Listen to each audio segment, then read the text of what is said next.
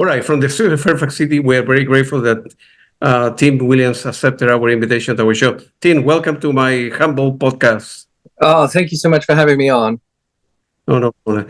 Tim, let's go back to the beginning. How did you start in music before film scoring? When you were a little kid at home, were you the guy that, asked your father to, buy you a keyboard, or they put you in piano lesson, any other kind of? Well, my family was actually very involved in music for many generations, going back through England. My great grandfather taught at the Royal Academy of Music in London. My grandmother taught there. My uncle was an organist at King's College, Rochester. So music was something. My dad he's a doctor, but he was a French horn player in one of the orchestras. That's how he put himself through medical school. So my family was very, very serious about music. And as such, I carried on going into being a concert pianist. That was kind of my path. So I was the guy that did the 4 hours of practice every day, and had piano teachers who'd whack my hands if I got wrong notes, and red pens on my hand and all that kind of stuff.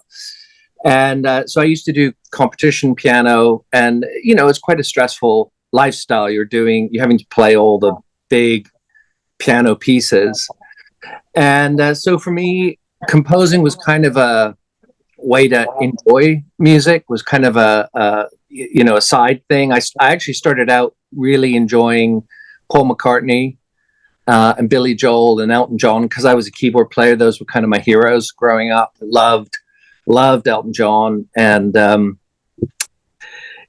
I took composition on the side, but it was never really the main focus of what I was doing. I was really sort of studying.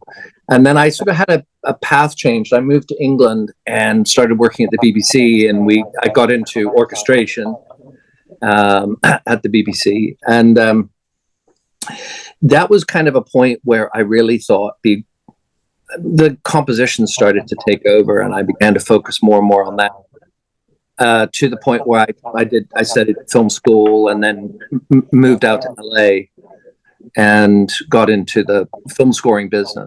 I realized at a certain point you kind of want to be in LA if you're going to have a career as a film composer. So I made the move and haven't looked back.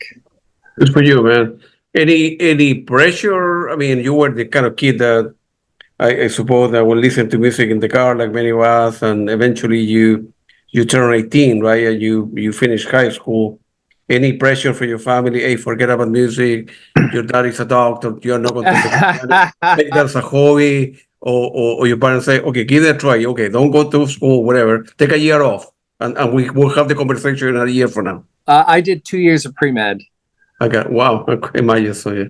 That's as far as I got, and I was heading into third year of university, and I just said, no, I don't think this is for me. I was spending more time at the piano in the music department, and it became pretty obvious I didn't want to be a doctor. So, so yes, there was definitely a couple of years in that direction. And getting into music is a tough business. You don't just arrive and everyone wants to hire you. That's not the way the business works. You have to slowly keep proving yourself. And at this point, I think I've done like 140 films, so I'm starting to get a little bit of a credit list, and I've been very, very fortunate to work on some phenomenal films. I began sort of apprenticing and orchestrating and doing additional music for Tyler Bates. So one of my first films was 300. I was literally kind of dropped in on into the music industry on 300, and then we did Watchmen and Sucker Punch and Deadpool 2, and then I began to be more of a front-end composer. I did a lot of Get Out. I did a lot of, obviously I scored Pearl. Tyler and I co-scored that. We've co-scored a bunch of TV shows. And and more recently, just solo as a composer, including, Mary, and Brightburn was a big one with James Gunn's production company. I scored Robert Duvall's film Wild Horses. So that was Wow. amazing working with Robert Duvall. Mm. So yeah, so I worked with John Moore, who's a phenomenal director, on a Pierce Brosnan film called IT. Mario Van Peebles, I scored his Red Sky film. And then more recently, just having a lot of fun with different types of films. I just did Your Monster, which was a Sundance indie film that has done really, really well with Melissa Barrera. And that's part of the joy, is I get to cover so many amazing films. Obviously I also worked on Guardians of the Galaxy 1, Guardians of the Galaxy 2 with Tyler. So I mean, we've pretty much seen and done everything. It's been a really amazing time, and getting to work with some of the best orchestras in the world. And I work both as a composer, but then I love working as an orchestrator, where I take other composers' work and set it out for the orchestra. And I conduct. I conducted It and It 2 and Hidden Figures for Hans Zimmer and Ben Wolfish. So it's been really great and very varied. So I've gotten to do a lot of different types of movies. So It's great. Well unpacked on everything you mentioned there. But let's go from the beginning for people that don't know. Obviously, in the following keywords, responsibility is different and the pay is different. But feel free to, describe and compare and contrast. Composer and additional music versus conductor versus orchestrator, and so on and so forth. How somebody start developing the name into Los Angeles, and then taking more responsibility as somebody to be, hey, I already composed the music, but I want you to orchestrate there. And then on your case, no, I want to do both, right? I want to compose, I want to conduct my a symphony somewhere in the world. How does it work, right? Yeah. So obviously, when you're conducting, that's sort of the last step in the process. You walk in, the scores are already done, they're in front of you, and your job then is to conduct the orchestra and really shape the performance so it matches the film. And that's something I really enjoy. I've done that for a lot of composers, and it's almost the best part of the process, because there's no stress at that point. Everything's done. Directors, producers, everybody's happy. And your job is just to work with really great musicians and sort of create that performance and make sure it's really matching the intention of how the music should be working with the film. A step back from that, a step earlier in the process, is the orchestrator, and that is when the music has been written, the director and producers love it, they've approved it, and the composer will send you a session, and you look at their you listen to what they're trying to get with the orchestra. They've usually done some kind of a synth demo to try to emulate it for the producers and the directors. It's saying it's going to sound something like this. It'll sound better with live players, but this is the general theme. This is what this should sound like. And so as an orchestrator, your job is to take all of that information, and often, for the sake of the demo, they've maybe used French horns really, really low in a range where the French horns can't play. So you would look at that and go, what they really want there are sort of 4 trombones on that big heavy line. And so that is often a good way to break into the industry, because you're not on the front line, as it were, trying to write music and deal with the director, but you're still involved in the process creatively, because you're taking that music, you're saying this should be on trombones, I'm going to do this as a string thing. And that was how I started. I spent much of my career orchestrating music for other composers, and you just learn a lot. You see how they're approaching themes, you see how they're developing themes, you see how they're creating interesting textures. One of the first jobs I had was creating, in 300, there's a sequence where the Persians come over the hill, and we wanted this very sort of dreamlike dystopian texture that just felt really sort of off kilter as you see the Persian army coming over prior to the battle. And that was really fun to sort of use some of my classical music background and think of, composers like Ligeti and Schoenberg and people like that, and create these sort of textures and dissonances that just sort of enhance this whole scene. So that really was a great kind of place to start. And as an arranger, I've been able to work with. I do a lot of work for the live parks, so I've worked with Alan Menken. I've worked with Stephen Schwartz. I did an arrangement of Wicked for Tokyo, where Stephen Schwartz came, and I worked with him to create the orchestrations and arrangements for that. So, again, it's really fun collaborating with other composers, and you learn so much because everybody approaches music differently. And then going back a step in the process, the main job of writing music is the composer. That's what they call a front end credit, music by. Mm-hmm. Often, especially when you're dealing with bigger projects that have very, very fast turnarounds, composers just need help. And so one of the ways that you can break into the industry is by doing what's called additional music, which is a back-end credit.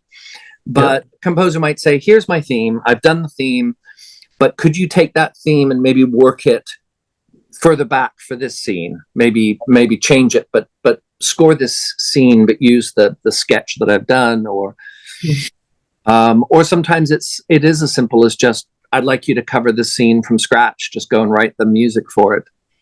And that it's a great way to not have to deal, because one of the hard things about being a composer is you're so often in meetings. You're having to meet with the directors, you're meeting with the producers, you're doing playbacks, you're talking about the overall tone. And that does take a lot of time away from actually writing. So when you're doing additional music, what's nice is you can just focus on the music. You don't have to deal necessarily with all of those meetings. So it's a very good way as an apprentice to kind of break into the industry and compose music without that additional pressure and responsibility. And then obviously the primary role is composer. But that's something over the last 10 years I've done more and more of, where I'm the primary composer. I'll meet with the director, suggest what, we would talk about tone. What is the tone of the music? What should the music be? And often they'll use what they call temp music. They'll grab music from other sources to put into the film. And I find that quite helpful, because you can talk about what works about it and what doesn't work. Often they'll temp, when I did Mary, my first conversation with the director was, I think the temp music's really bad. I hate the temp music. It was all sort of piano and strings. And I said, that's not what Mary should be. It needs to feel, I had this concept for Mary of it being modern and ancient. So I said, I want to have like very ancient instruments like the carynx, which is a big Roman horn. I said, I want to have, these shells, goat horns. There's a really interesting double reeded instrument that they used to play. You've seen pictures of it, but no one's had one for 2,000 years. But they're these double reed instruments. And Abraham Cumpiro builds these instruments in Spain. So I reached out to him and I said, would you be interested in playing some of these instruments on this score? I'd love to have carynx, shells, these double reeds, duduk, and a few other sort of instruments like that. So I wanted these very ancient instruments and some heavy percussion, but then I wanted it also to feel very modern. So I used synths, and there was a phenomenal electric violinist, Chi Shuang Yang, who I got introduced to, and she plays erhu, but she also plays this electric violin that is processed through guitar pedals.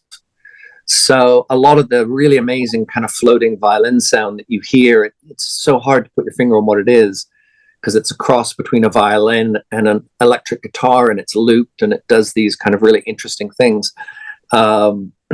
And you can pitch it down a couple of octaves. It also has the viola C string, so it has an incredible range. And so that was the whole point, was to sort of create something that felt very modern but very old at the same time. And then obviously I wanted strings. I used some older strings like viol da gamba, that kind of stuff, plus regular symphonic strings. But I didn't want any symphonic brass, because for me that immediately made it feel too Western. I wanted it to feel more ancient, but still with this kind of ancient and modern blend. So that's typically, when you're a composer, those are the kinds of discussions you have with the director to see, and then you would create a little bit of music and see, what do you think about this direction? Is this working for you? One of the first pieces I wrote for Pearl was the main title sequence of Pearl, which was this very throwback golden age of Hollywood type scoring, which was something for me that I've always wanted to do. It's what you learn in film school. You listen to all these, Hollywood greats. And for me, that was kind of what I thought film music ought to be. And then when you actually do it, you realize, no, it's nothing like that at all. So Pearl was a big opportunity to do something that was golden age of Hollywood. So that was, I wrote a fairly bold main theme in that style. And I said, is this what you're looking for? And he said, that's it. That's perfect. That's the sound of the movie. So that's it. So you sometimes you take these chances, you do something interesting and different, but you obviously you have to bring the composer and the producers along for the ride if you're going to take a big chance on going in a different direction. Right, so kind of low risk. Let's try something out. No, I don't want to go, but or show it something different. Oh yeah, I want to go that. I think a lot of film directors in general, right?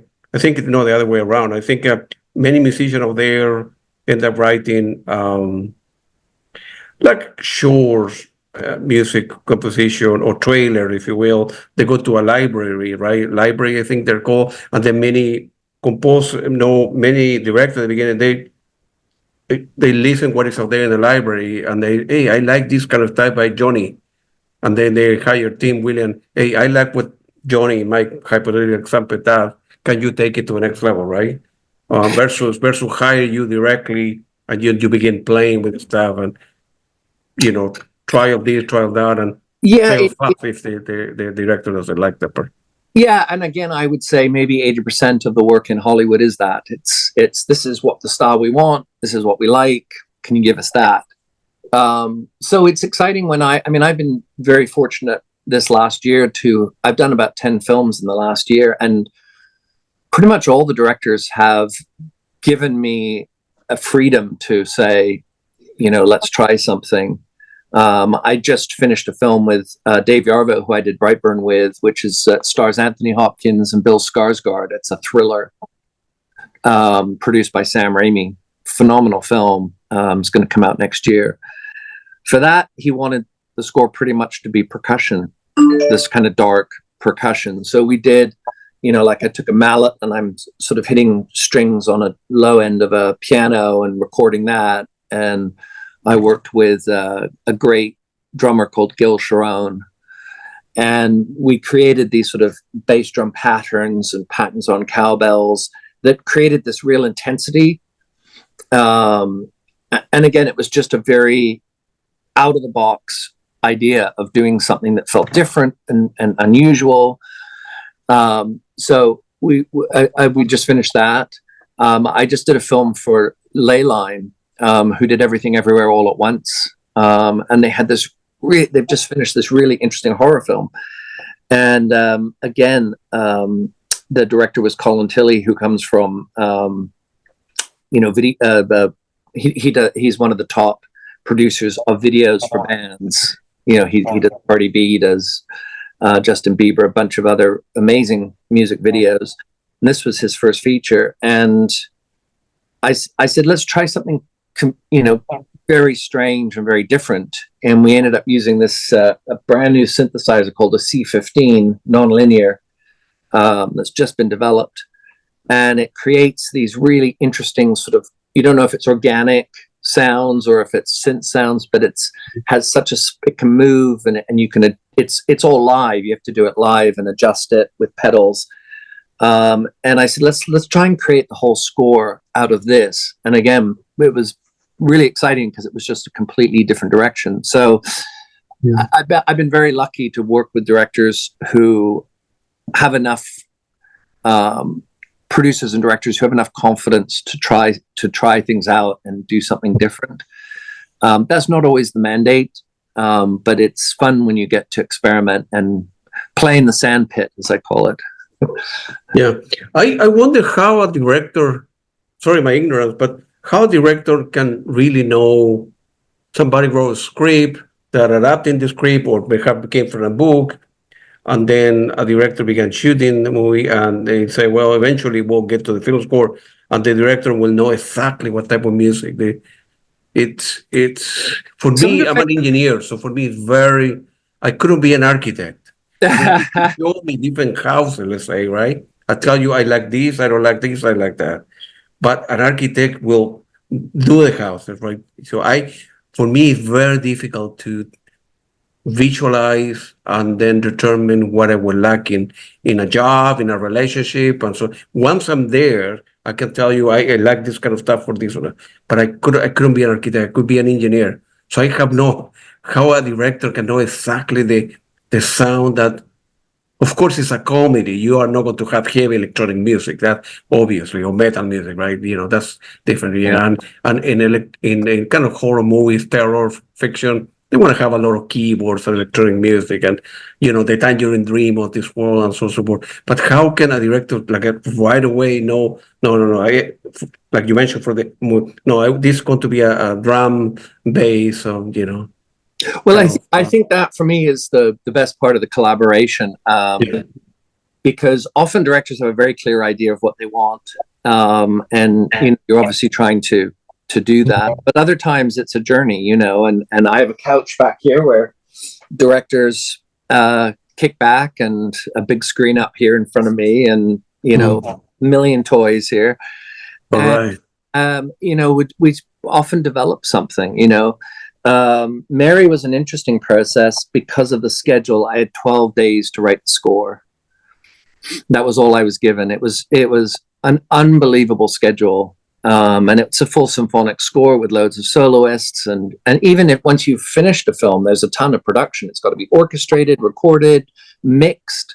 So it's quite a long process even after you've finished writing.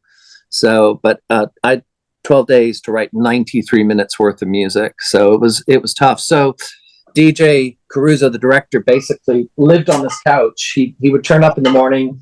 He would sit on the couch, and I would we just didn't have time for me to do my normal process, which is to write, do a playback for the director, or send out files, wait for their response, and go. That we just didn't have time for that. So he would sit there. And, I would get to a place where I was happy with the cue. I would turn around and I'd play it for him. I'd say, what do you think? He would give me some notes. I might make some adjustments. And the moment he said, I love it, approved, my assistant would send it off to the orchestrator, because we had to kind of go on that kind of a schedule. And I basically had to hit about 10 minutes of approved music a day, 9 minutes of approved music a day. For me, on a good day, 3 minutes is quite a feat to get to write 3 minutes of music. It's quite a lot of music to write, especially when there's action scenes and long and very aggressive sections of a movie. It's, 3 minutes is a pretty tough challenge. On Mary, I had to hit 9 minutes a day of music approved. Thankfully, through the whole process, I think there was only 2 cues that he didn't like, and I had to rewrite. Funnily enough, one of those cues was the birth of Mary, which ended up being one of my favorite cues in the entire movie. Everyone goes, "Oh, I love that scene, birth of Mary," and I was like, "Yeah, that was one of the ones I had to rewrite." But thankfully, it's not always the case, but my second version was actually a lot better than my first. So, good. That's a great movie. Well, I'm biased. I'm Catholic, so I watched the movie twice already. Yeah. And it's of course I like the subject, right? And the music was great. That's what I researched who you were, and then we said at the interview. Why 12 days? Why not enough time? I mean, Well, so what happened was the film was in the process of completing out where we were in post production. So they're yes. doing sound, video effects, everything that's done at the very end. It's sound, additional dialogue, editing, just the final editing, and they had two companies interested in buying the film. One of which was Netflix, and Netflix wanted to come on board to help finish it out. But Netflix very wisely said, "We want this released this December." This was September the 1st when I first got the film, and they said, "We've got to release it early December this year because of the subject matter." So they didn't have a choice. They loved the movie. They wanted to push it. So they said it takes 8 weeks for them to translate the finished film into all the languages in the world and do all the subtitling in all the different languages in the world. It's incredibly complex. So I had a call September the 1st. I hadn't even looked at the film. And I had a call from Netflix saying we need delivery in 23 days of the music to the dub stage. And the dub stage is where they mix the music, the dialogue, and the sound effects together. Mm. And of course, after I passed out and got up off the floor, I looked at the schedule and I said, well, it gives me 12 days to write and then basically 12 days to produce it, which meant recording, orchestrating, recording, mixing. I've never had a schedule like that. And I've had some pretty tight schedules, but I think that took the record. But I understood the reasoning is they wanted to release it December 6th this year, because otherwise they would have to wait an entire year to release it. So that was the schedule, and that was the choice I was given. And It's more a normal time frame to work on part two. Why do director in general wait? Obviously, the music comes toward the end of a movie. Let's say a movie need to be 70% done or so, right? Before let's call Tim to see what he has in his place so he can start working. Why wait toward the end, and why? It's purely budgetary reasons. You've got an editorial staff. So you've got the editor, the assistant editor, they're renting a room to edit the film. You have sound effects, people working on all the different sound for the movie. You've got VFX, so they're doing all the visual effects. You've got people working on cleaning up the dialogue, doing, let's say they want to change some of the lines. Often in a movie, they'll still be reworking lines. So if the actors maybe said a line, but it's not clear, they've got to re-record it. Or maybe they want to change the storyline. So when the camera's off the person, they'll change, they can have the actors say whatever they want there. So they'll clean up the dialogue to help the movie make sense. And so at that point, you've got probably 200 people on payroll. So they want that period to be as quick as possible. For me, 3 months is pretty typical. That to me is a fairly fast schedule. 300, the movie 300, we had a year on that movie to write the score. Tyler wrote the score, but to work on that, we were working on it for a year. Guardians were 6 months maybe, so it was a pretty decent amount of time. So for me, 3 months is quite quick, but that now seems to be the average of post is about 3 months. So that's normally what you get. The other issue you also have is release dates. So people make a movie, it gets sold, and then they have to work out when is the movie going to, if it's going to be a theatrical release, there's only a certain number of windows that movie can go into, a number of time slots. So that often dictates on a bigger film that date's been set for 2 years maybe. So the film goes long, the shooting goes long, the editing goes long. So but by the time we get to it in post, maybe we've lost half our time, but the release date doesn't change. So that's just sort of the reality of the film business or the TV business, those dates. And with TV, it's the same thing where you have an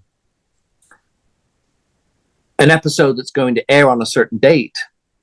I mean, they can't change the schedule. That's when it's going to air. So with TV, it's often a very, very tight turnaround. You've got maybe 3 days to score an episode, and that's it. It's out the door, and it's it's going on the air. So That's good. In general, or based on your experience, what percentage of a budget is allocated to a movie?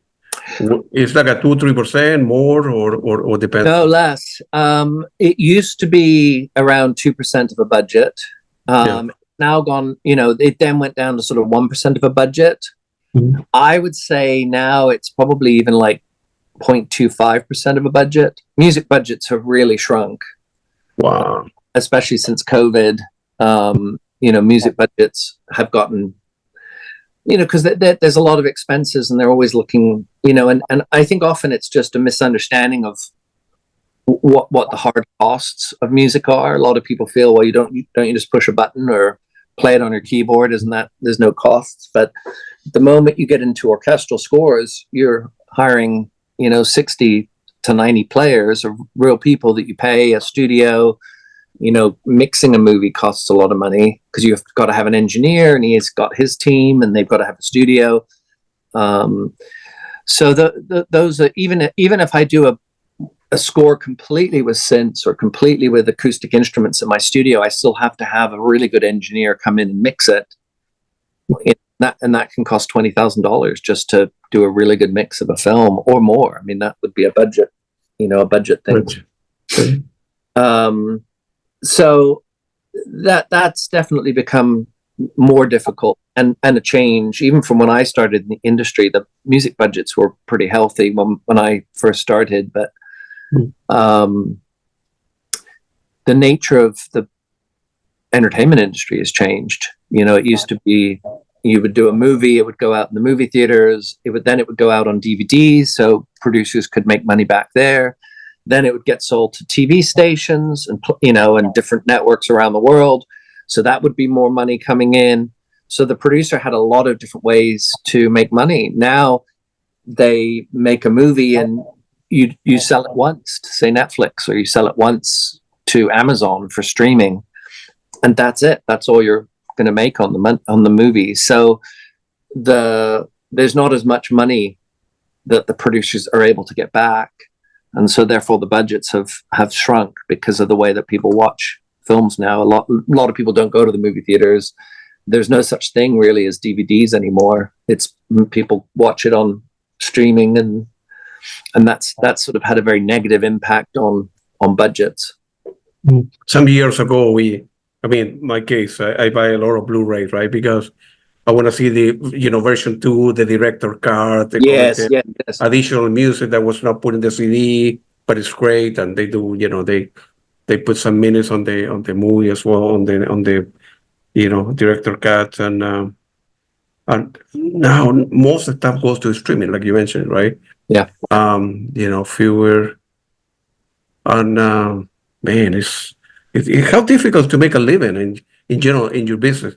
It's very, very difficult. Will you do it again if your son or your niece or nephew, whatever, want to go into the? My joke is always I'm really bad at making burgers, and I'm a really bad painter. So I couldn't have done those. I don't know what else I would have done. I probably would have been a terrible doctor too. So and that's sort of the advice I give to people is if it's your passion, if you can't go a day without sitting down at the piano or guitar or whatever you play, and that's just your passion and you can't do anything else, then follow that. You have to follow that. Otherwise you'd be miserable. I know a lot of people who became accountants and did those things, but their passion was always music. But one of the, I mentioned I was a concert pianist originally. One of my contemporaries, she was a phenomenal pianist. She became a doctor. She actually did become a doctor. She practiced being a doctor for, I think, something like 5 years, and she gave it up, came back, and became a concert pianist again, and had a phenomenal career as a concert pianist. But but she actually did 5 years as a doctor, and nothing against doctors. If you're Sure, passionate sure. about being a doctor, then that's what you should follow. But Mm. you don't go into music for the money. You know, if you can make a living doing it, that's great. But you know, you go into a music because You have no choice. I'm no good at anything else. So Right, you need to begin. How good are people from your point of view, right? People like Ennio Morricone or oh, John Williams or Hans Zimmer, or we can well, mention many. Why Ennio, those people he are was that one of good? the reasons I got into the. I went to see Mission, the movie Mission, and I saw Oh, it in London. I was in London in Leicester Square, and I sat in the middle of the movie theater. And what he did with that film was, I don't know if many of your viewers may not know The Mission. It's a fantastic film. It won the Academy Award, but it's the idea of the Europeans going into, I think it was South America, somewhere in South America. And what he did was he had this very classical, beautiful string theme up front, and they put all the ethnic local instruments in the back. And as the movie progressed, they did this with it, so that by the time the movie was ended, all the ethnic drums and instruments and panpipes and things like that were at the front, and the strings had moved to the back. And the movie was all about learning and understanding the local culture. Powerful film. And I'll never forget the experience because I sat right in the center without realizing it, and I could hear this effect that they were going for. And in front of me was this European orchestra, and behind me were all these incredible drums, you know. And I just remember that was the day I said, "This is what I want to do." I was such a fan of Morricone, and Morricone, John Barry are probably my two all-time favorite composers. yeah. And I just said, this is what I want to do. I mean, the idea of telling, stories with music and taking people on a journey with music was something that was so profound and so interesting. So, I think all-time greats. I mean, John Williams is in a class by himself. No one has ever taught John Williams. I think some people who get pretty close. I think John Powell is pretty amazing. Yeah. His score. The most recent thing he worked on was Wicked with Stephen Schwartz. But his Born Identity scores, his How to Train a Dragon. I mean, just there are people that sort of keep you humble. And I remember moving to Hollywood, thinking, "Wow, I'm incredible. Hollywood can't wait to hear what I have to do." And then you begin to hear, you're at the center of, you hear like 40 or 50 composers who are breathtakingly good. And you sit there and go, okay, yeah, I'm not worthy. Yeah, maybe I should go back to. Yeah, maybe I should go. Maybe I should go back to painting walls or something. But yeah,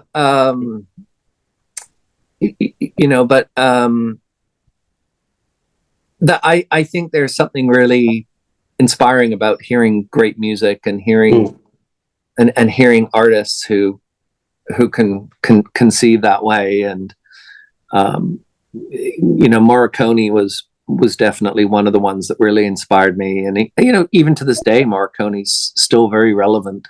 A number of times I get movies with Morricone temped in. As so frequent, is phenomenal. But yeah, John Barry is someone that I really admired for both the James Bond.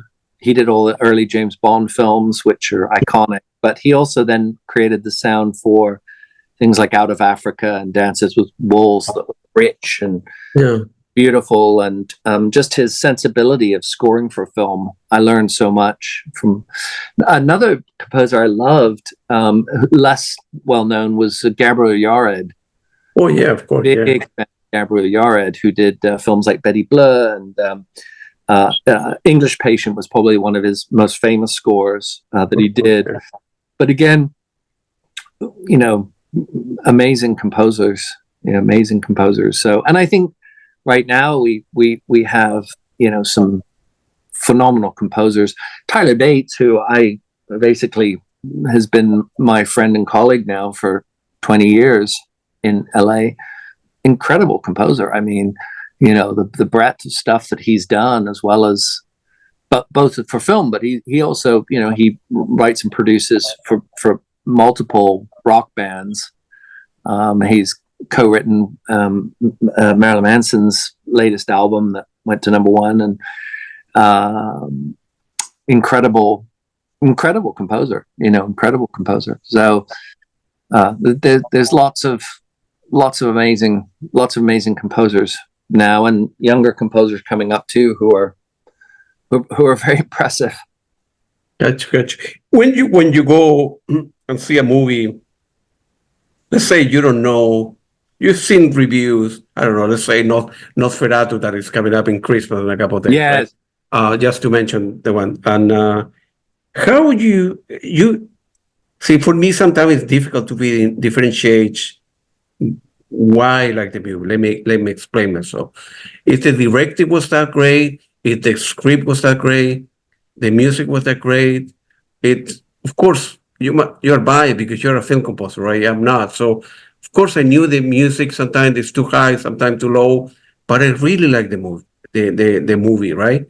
As opposed to I have seen many movies that the music was terrible, in my humble opinion. The other way around, I have seen great music, great movies where the music wasn't that great, in my humble opinion, without being a. So how you, in your case, you are a professional film composer, how you are able to, distinguish between the book, the script, the director, and the music to the end?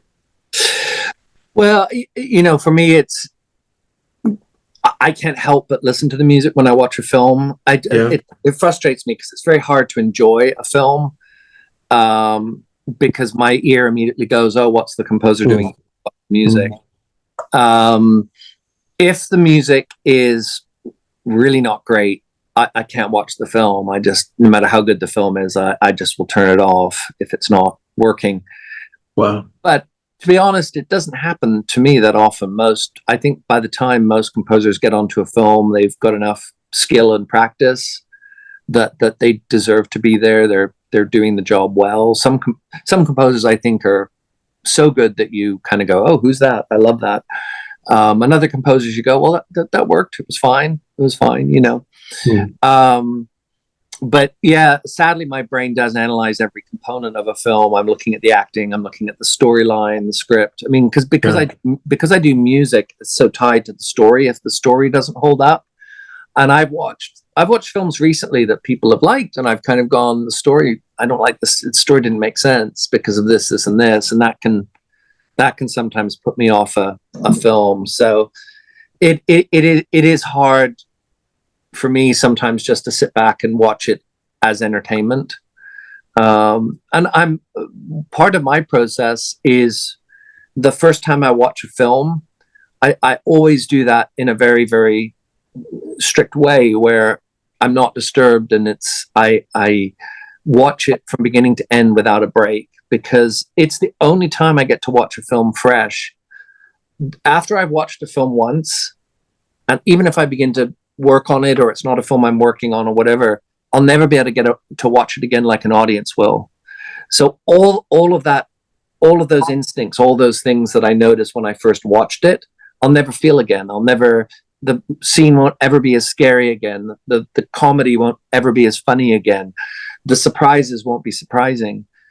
So the film flattens after that point. Like you obviously pick up other bits of the film and you kind of go, oh, that's interesting, or I like that. But so for me, the first time I watch a film is the only time I get to watch it as an audience will watch it. So that's the time when I really have to make a lot of mental notes about, I need to hit that moment. This moment's not scary enough. This moment's not funny enough. This felt slow. I need to pace this up. I need to help. The music needs to help drive the story here. So all of those thoughts are really important because I only get them once.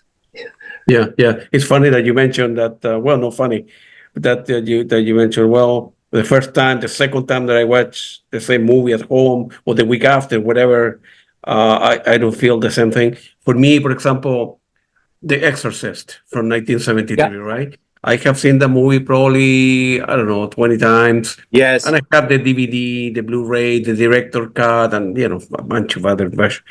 And I know the movie well, I know the music well, and I get scared. I know the script, I know what is coming when the priest enter the room or exit the room, and because I get into the character, right? For me, Yes. Paris to put into somebody else's shoes, and I, I jump or whatever, and I know exactly the lines and everything, but for me, that movie was so well done that, Well, it was. It was fantastic. The English Patient was another unbelievable movie, right? Wasn't it great? Yeah. Yeah, Yeah. but I I go back and enjoy the movie, and I get scared again in the Yeah.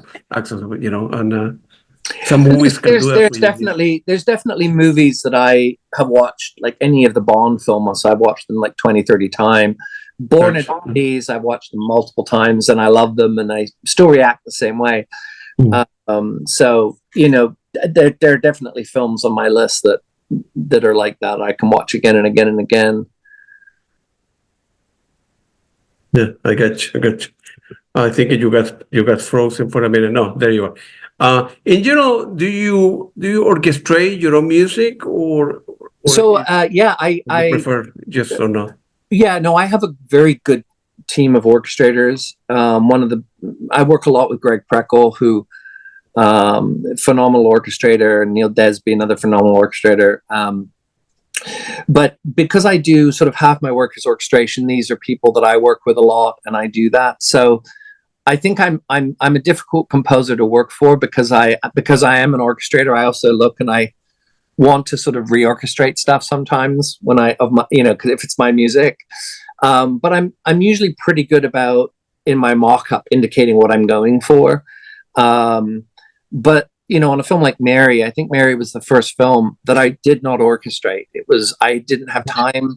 The first time I saw the score was when we were recording it, and Greg orchestrated it, fully handled every cue, and it was an interesting experience because it's the first time that's ever happened where I've not been involved in orchestration. And to be honest, he did a great job. I really liked that, but it's difficult to help myself.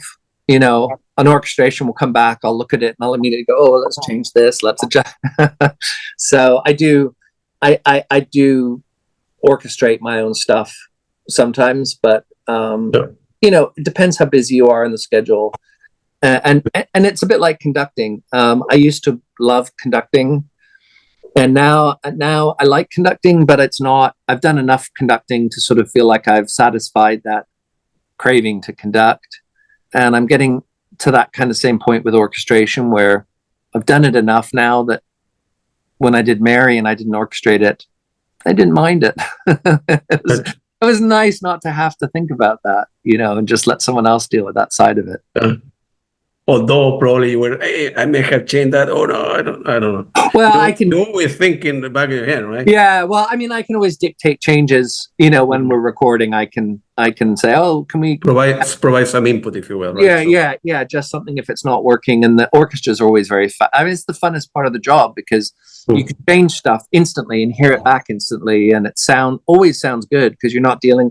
The thing I hate the most about the process is samples. Trying to make samples sound like they're real players is just so time consuming, and it never sounds right. And then when you finally get with a live orchestra, you can change something in seconds, and it sounds exactly like you imagine it would, but instantly. So it's my favorite part. It's the part where you actually get to make music, and you're kind of freed up from the computer. How you manage in general, without mentioning any name, when it's not fun, when it's stressful, you don't get along with the director, or you agree with the director and the producer, the people that put the money. No, this terrible music, it doesn't go with the movie. Two people are screaming in the back of the couch there. How you manage? How you can make you be happy? You getting paid to do X, Y, Z, right? And you want to earn a living. You're earning your the money, and of course will help you with your background, your resume, and you working with complicated people. You know. I think that is one of the areas that they just don't teach in film school, and they don't teach. People have this very rosy spectacle idea of what being a composer is. Yeah. They feel, oh, you walk in the room, oh, this is, maestro, whatever he says goes. And it's completely incorrect. That's not how the business works. You get screamed at, you get yelled at. I've done 35 versions of some cues to get them through, all of that kind of stuff. That, I think, is one of the most important things to learn. And I've had interns who, at the end of a meeting, have the director will leave and they'll say, oh my goodness, how did you deal with that? And I'm like, that's the job, I've been in very stressful rooms where that's the discussion and directors get passionate or whatever. I said, that's the job. My job is to make them happy and make them look good. That's my job. If they're not happy, I'm not doing my job. It's not about my ego. It's not about my music. He said, it's about their film. And I've had great meetings and I've had some bad meetings, where I've felt like pulling my hair out, but it's part of the process. And, as you get more experienced, you just get to learn to roll with it, realize it's not personal, and just try to, the key for me is trying to understand what they like and what they don't. I think that's one of the things that's very helpful when you have relationships with directors over multiple projects, is you can develop a shorthand. Well, remember what you did? Oh, I really liked what you did on that film. You did something like this. Can we do something similar, but in this style of this film? Oh, yes, that's right. Correct. It was tremolo strings that you liked, wasn't it? How's this? Yes, that's it. That's exactly it. You like that sound. Got it. So that's always part of the process anyway, when you work with a new director, is finding out what is their aesthetic, what do they like, what tones do they respond to, sometimes it can be as simple as, what's that instrument there? Oh, well, that's an oboe. Oh, I hate that. Take that out. But those are the kinds of things where you'll do something and it can be as simple as that. They don't like a cue and you're trying to sit there. And so sometimes I'll just go through and I'll mute instruments or elements. What do you think about that? What's that high sound? What's this? And I'll start mute. Oh, that's it. I love this. What's this? And I'm like, oh, we've muted the violins. We've pulled out all the pads. This is the cello and the bass and some low brass and some low pads and some synth.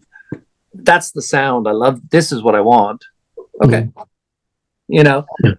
So that's the job. And a lot of people don't realize that. A lot of people feel it's about, the diva composer sitting there and creating, and maybe the industry was that at one point. It's not that now, and you get notes, you get feedback, and that's the job. You have to fix what they don't like.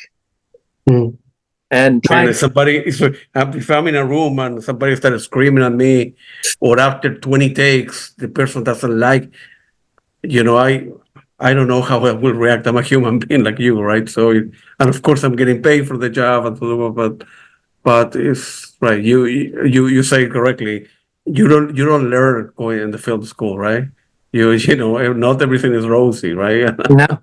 No, and that is, that's to be honest, that's 90% of the job, is actually figuring out what directors and producers want. I worked on one film where the producer and the director were not even talking to each other. Yeah. And I had the producer yell at me and say, whatever he tells you, don't do it. This is what I want. And Really? then the director tell me, whatever the producer says, it's terrible. His taste is terrible. I hate that. Don't do that, And so I had to figure out what both of them responded to and liked and what both of them hated. I had to figure it out. And I ended up writing a score and the director loved it. And then I was like, oh man, I got to play it for the producer now. And I played it for the producer and goes, oh, this is fantastic. I love it. So I was able to find that common ground that I knew or thought or hoped both of them would like. But it was a stressful project because, the director kept getting fired and rehired. And I was like, well, and it's difficult because ultimately you have to work out who on a project's opinion matters and figure out what they want, what they like, and what they don't like. Because, and even with the director, I mean, the number of times when a director has made a comment in the room that maybe I disagree with. And sometimes I've been able to convince them to do it. I watch on opening night the movie, and they've changed it. They've changed it to what they wanted anyway on the dub stage. They, because I give it to them and everything's split out for the dub, so they have control. So they, the drums will be separate from the strings, will be separate from the synthesizers, and maybe there was a really interesting kind of pulse on the synth that I'd created that they were like, I don't know if we want this here. And I'm like, yeah, it gives the scene some energy. I get to opening night, it's gone. I've had that where all I'm left with is a few little string chords, and you're like, what happened to my beautiful piece of music? But they'll that's what they'll do on the dub stage. It's their film. They want it. They, in their case, that what works for their telling the story. And yeah, you gotta play ball with them. You have to play ball with them. So now, now I don't. Now I'm very cognizant of the fact that if a director is making the same comment once, twice, 3 times, I have to listen to it and deal with that, because if I don't, they'll do it anyway on the dub stage. They'll do. I've had that happen, and I've seen it on stuff where they'll make that adjustment on the dub stage. So you gotta play ball with them a little bit, make them happy. Yeah. Another great movie that I saw recently is Pearl, which won numerous international awards, the best horror score. Feel free to elaborate what I have. That's a great movie too, man. Thank you. Yeah, Pearl was a great movie. It was a gift because it was a great story. It was an unusual story. It had, I think, an Academy Award-winning performance by Mia Goth. She was so incredible in that movie. She was a serial killer that made you love her. That's right. I was like, I want to give the girl a hug, but I knew that I'd look down and there'd be a knife in my stomach. So it was like, that, and I thought, what an incredible character. And so, and Ty had wanted to do a score that was very golden age Hollywood, unapologetically, period, like an old Alfred Hitchcock film. Mm-hmm. And so all the same elements of movie scoring were in it, where you have to create the fear, you have to create the yearning, but using language of music that was maybe 40 years, 50 years old. And one of the things that for me was a real in was that main title, because it was about her dream. And I thought, if I can musically encapsulate what's going on in her mind, how she sees herself as a star, how she sees herself on the silver screen, with this sort of sweeping opening theme of her mind. And then, of course, the music abruptly cuts off as her mother walks in. This harsh German woman walks in, and they're on the farm, and it's this brutal life that she's leading, as completely contrasting against what's the fancifulness of her dream. I thought this would just be a great way to get inside her character, to get inside her mind, to paint that picture of her yearning. And so that's what I wanted. It was a very yearning theme that just set that up. And so as the film progresses, this dream just gets completely crushed. And so you sort of, again, we take the theme and it begins to just really become crushed and broken down. And there's such a power in that. There's such a power in sort of taking that optimistic theme and twisting and turning it. One of my favorite cues is just when she finally sort of pushes the car into the water of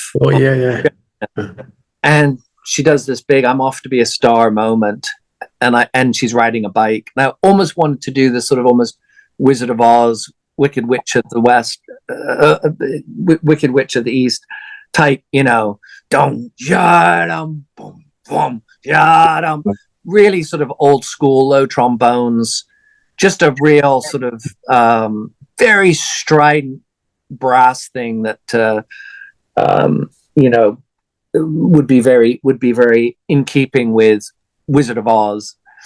And it was just so much fun to do that, to really score in that way where you could just be bold and brash and stylized, and it was such an opportunity. I mean, I've been scoring films for 30 years now. You know, how often do you get to do music like that and have it work with film so well? So it was such a great idea, you know, such a genius idea, beautiful script. I mean, just an incredible performance. So at that point, you're given everything, you know. Yeah. No, it's a great movie. You did a very good job. In general, let's say you write the music, you score 100 minutes, right? Just to put a number there, 100 minutes, right? And they end up using only 75. If the other 25 belong to you, that you can reuse a different project with a different director. No, And then the way the second question: what happened with rejected score? Who did it belong to? it sits on the shelf. It's work for hire is the way that film contracts are done. So they're hiring you to create a work. So they own the music. I got it.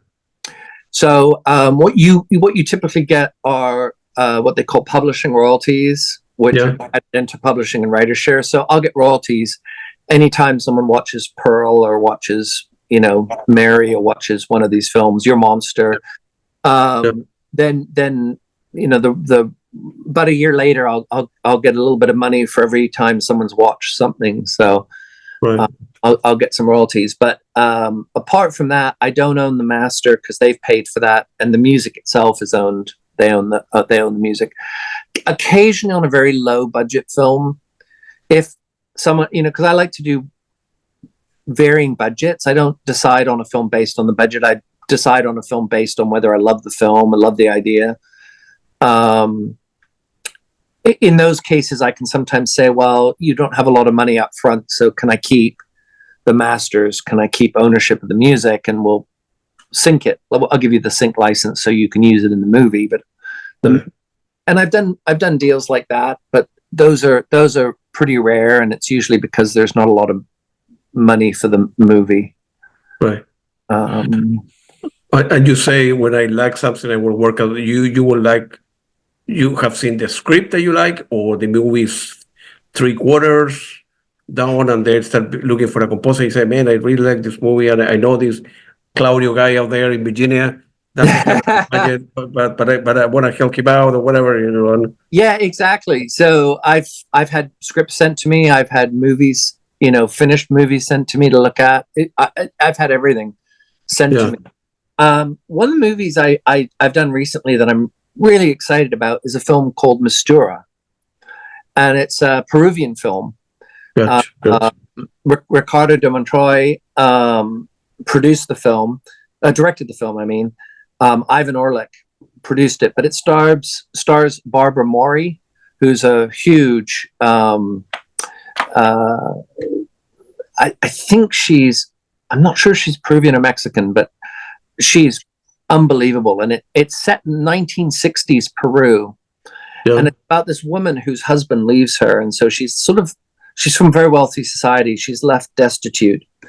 And so she has to deal with all the societal impacts of this. And she decides, at the insistence of her chauffeur, and all her staff are kind of working for her for free at this point, to open a restaurant. And she opens this very fancy restaurant, French restaurant, that doesn't do terrifically well, and things get pretty dire for her. But eventually, the chef puts forward this kind of fusion cuisine, which we know today is like Nobu does this Peruvian fusion cuisine that's unbelievable, ceviche, all that kind of stuff. Right. And so the film is this wonderful, it's set in the 60s. So it's this wonderful, I sort of did this kind of almost French impressionistic score, but it's infused with a lot of Peruvian. We had Alex Acuna play percussion on it, and so it's this sort of wonderful hybrid of kind of John Barry meets Peru meets Ravel. It's a beautiful film. It won the Newport Film Festival Best Picture. It opens next year at the one of the big festivals in Mexico City. It's premiering that, I think, and it's already got distribution for Latin America in hundreds of theaters. So I think they're just working on the North American and European deals right now. But a film called Missouri, absolutely beautiful film. But that again, that was a film I got to score this year that was very. I really got to try some stuff, but it's very throwback. It's one of my favorite periods is the 60s, music from the 60s, Henry Mancini, all of that lovely, stuff that's influenced. And the director's actually, his next film is set in Miami, but it's Cuban All right. influence. So again, wonderful opportunity. I'm just a huge fan of that period of time and that writing. So again, it's not often you get to do these kind of throwback scores, but after Pearl, that's definitely been, people have approached me for it. But again, that was a very low budget film, and they didn't have a big budget for it. But we were able to use like live piano and strings and all that kind of stuff, and really turned out well. Good for you. Very, very, very happy for you. I have interviewed many musicians that they don't like to listen music in the car, the home, because they think they may be, influenced by and be biased when they're writing. But like in your case, you listen, you go to a lot of movies, you listen to a lot of different, better, worse composers than you or whatever, because you want to experience music and you like music. It doesn't influence you when seeing movie that, and then 2 weeks later, somebody hire you to do a similar type of movie, I don't know, a horror movie or whatever, and you keep on thinking in the background, man, I like that scene when the guy go into the kitchen and get a knife or whatever people do. And I don't know. Or Yeah, you.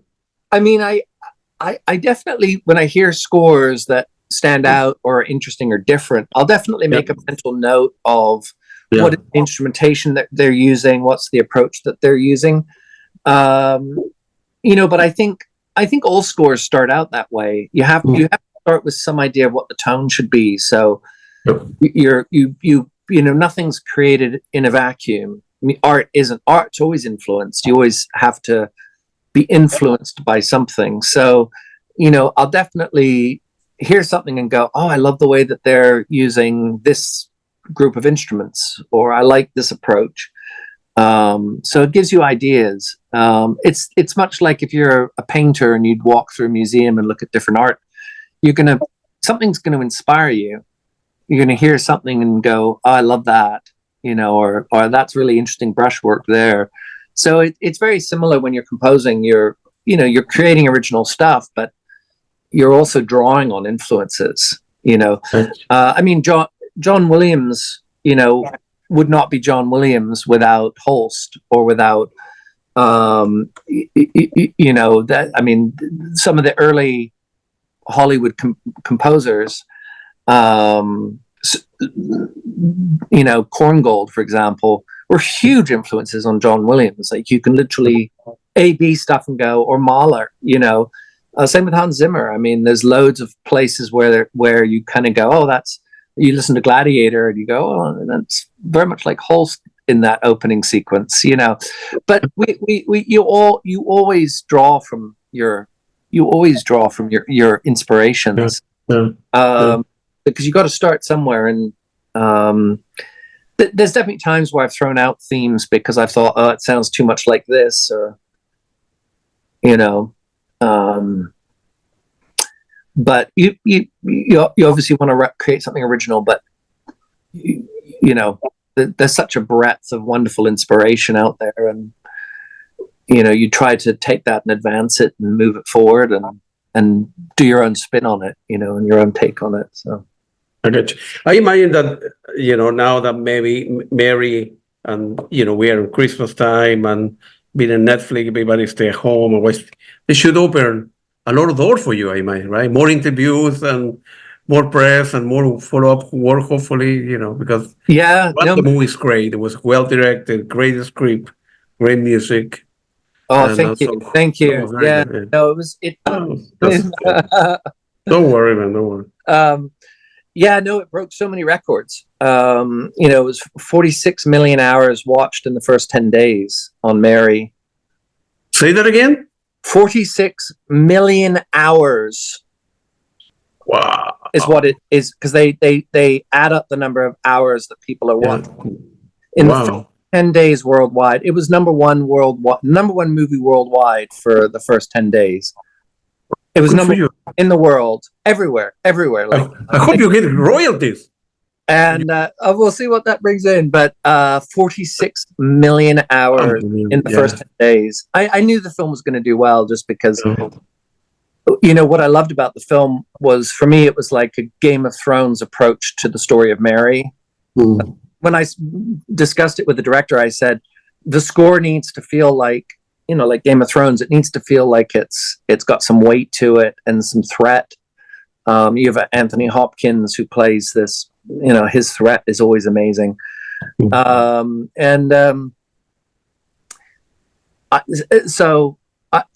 knew the film was going to do well.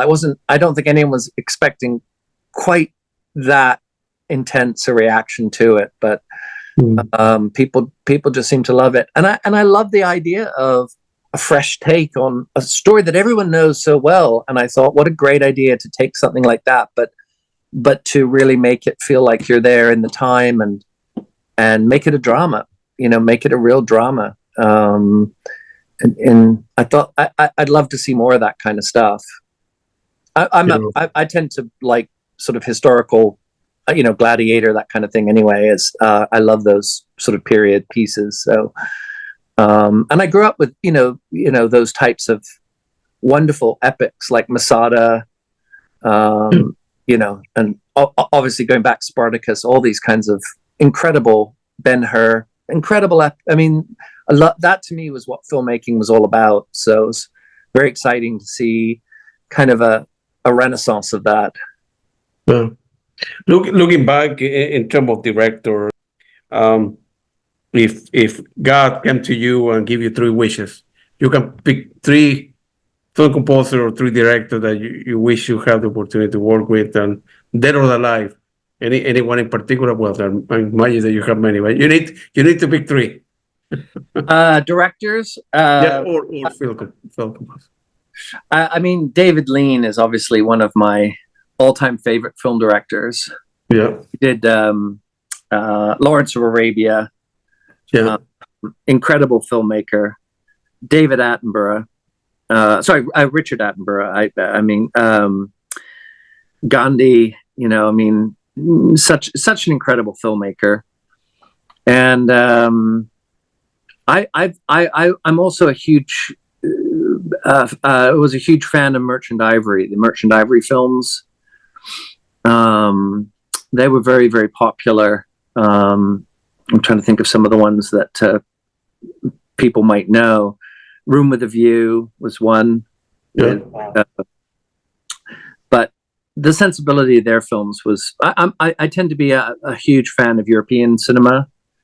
Yeah. Some of my favorite films are like Jean de Florette and Men of the Source, which I recently rewatched, and they're still just as incredible as they were. This lovely French countryside and beautiful score for that, for Jean de Florette. Yeah. I don't know. The films, the incredible storyline to Jean de Florette, Men of the Source, very Dickensian weaving of relationships and all that kind of stuff, and just a really gorgeous score. So those are the types of films that I really, really love. Long to see again, and we occasionally see them at that level. We occasionally see them, but not as much these days. So those would be my 3. Movies or director. What you do? What you do when you're for fun? No, no music related or no film. I like sailing. I do Really? sailing. Yeah. Oh, good for you. I have I actually have a little Hobie cat, catamaran, Hmm. wildcat. Um, so during COVID, we all went up to Big Bear near Los Angeles. It's a big lake, and so Yeah. I do one day of writing, one day of being on the sailboat, zipping. You know, it's a small, you know, one or two people can operate it. It's not big. Um, and that was just a dream come true. I'd love to do more of that, where I do some sailing and then do the next day of writing. Good for you, man. Good for you, man. It was very nice talking to you, Tim. You're a, good person, hardworking guy like myself, and you have done well, and you have composed music for a lot of great movies. So I wish you good luck. And hey, if I'm in Los Angeles one day, we'll give you a call or send an email, and then we can get together for beer or pizza or whatever. I would like That'd to be visit wonderful. your studio there as well one day. Absolutely. Yeah. Thank you so much for having me on. Been great just chatting about films. Yeah, well, I wish we will do a follow up soon with more questions and so on. But it was very nice talking to you. Good luck and with Mary and with upcoming work. Thank So you you're so much. you're good, man. No problem. Yeah. So great to meet you. Thank you. Same here. Sure, no problem. Take it easy.